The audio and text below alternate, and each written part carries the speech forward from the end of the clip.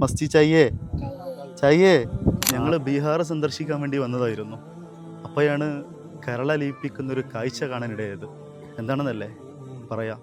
ഞങ്ങളിപ്പോൾ ഉള്ളത് ബീഹാറിലെ പൂർണിയ എന്ന് പറയുന്ന ജില്ലയിലെ ചൗനി എന്ന് പറയുന്ന ഗ്രാമത്തിലാണ്. ഞങ്ങളിപ്പോൾ നിന്നുകൊണ്ടിരിക്കുന്നത് ഒരു പള്ളിയിലാണ്.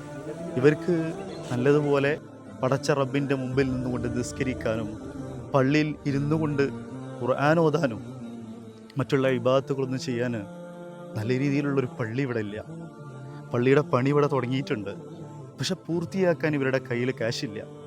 ഞങ്ങൾ നിസ്കരിച്ച സ്ഥലം എവിടെയാണെന്നറിയോ? ഞാൻ കാണിച്ചു തരാം. ഈ കാണുന്ന സ്ഥലത്തിൻ്റെ ഉള്ളിലാണ് ഇവിടുത്തെ നാട്ടുകാരൊക്കെ നിസ്കരിച്ചു കൊണ്ടിരിക്കുന്നത്. നമ്മുടെ നാട്ടിലൊക്കെ നിസ്കരിക്കാൻ വേണ്ടിയിട്ട് ധാരാളം പള്ളികളുണ്ട്. മാത്രമല്ല, ഉള്ള പള്ളി പൊളിച്ചുകൊണ്ട് പിന്നെയും മൊഞ്ച് കൂട്ടാൻ വേണ്ടിയിട്ട് പണിതുകൊണ്ടിരിക്കുകയാണ്. എന്നാൽ ഇവരിവിടെ പള്ളി പണിയാൻ വേണ്ടിയിട്ട് കിടന്ന് പെടാപ്പാട് പെടുകയാണ്. കാണുമ്പോൾ മനസ്സ് വല്ലാതെ വേദനിക്കുന്നുണ്ട്. ഹബീബായ റസൂലുള്ളാഹി സ്വല്ലല്ലാഹു അലൈഹി വസല്ലം തങ്ങൾ പറയുന്നുണ്ട്, ആരെങ്കിലും ഒരു പള്ളി നിർമ്മിക്കുകയാണെങ്കിൽ നാളെ സ്വർഗത്തിൽ അല്ലാഹു സുബ്ഹാനഹു വ തആല അവനിക്ക് ഒരു വീട് പണിത് കൊടുക്കുമെന്ന്. അപ്പോൾ അത്രയും ഉറപ്പാണ്.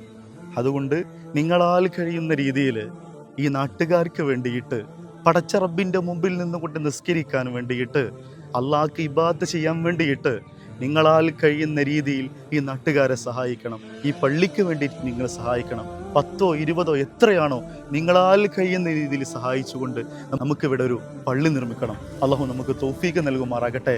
നാളെ അങ്ങനെ ഖബറിൽ കിടക്കുമ്പോൾ ഈ ജനങ്ങൾ ഇവിടെ നിന്നുകൊണ്ട് നിസ്കരിക്കുമ്പോൾ അതിൻ്റെ പ്രതിഫലം ഇങ്ങനെ അണമുറിയാതെ നമ്മുടെ ഖബറിലേക്ക് ഇങ്ങനെ വന്നുകൊണ്ടിരിക്കും. അള്ളാഹു നമുക്ക് തൗഫീഖ് നൽകുമാറാകട്ടെ. बेटा आपके इधर में नमाज के लिए मस्जिद चाहिए चाहिए हाँ ठीक है. ഇൻഷാ അല്ലാഹ് എല്ലാവരും ഈ നാട്ടുകാരെ ചേർത്ത് പിടിക്കണം. ഇവരും സന്തോഷത്തോടുകൂടെ റാഹത്തോടുകൂടെ ഇബാദത്ത് ചെയ്യട്ടെ.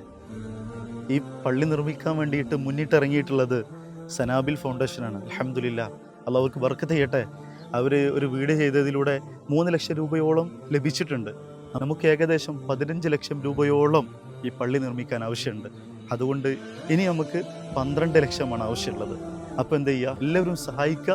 ഇനി നിങ്ങളെ കൊണ്ട് സഹായിക്കാൻ കഴിയില്ല എങ്കിൽ ഒരു ഷെയർ കൊണ്ടെങ്കിലും ഒരു സ്റ്റോറി ഉണ്ടെങ്കിലും ഇവരെ നിങ്ങൾ സഹായിക്കണം. മാത്രമല്ല, അതുമല്ലെങ്കിൽ പള്ളിയൊക്കെ നിർമ്മിക്കാൻ വല്ലാതെ കൊതിക്കുന്ന ആളുകളിലേക്ക് ഈ വീട് നിങ്ങൾ എത്തിച്ചു കൊടുക്കണം. അല്ലാഹു സുബ്ഹാനഹു വ തആല നമുക്ക് തൗഫീഖ് നൽകുമാറാകട്ടെ.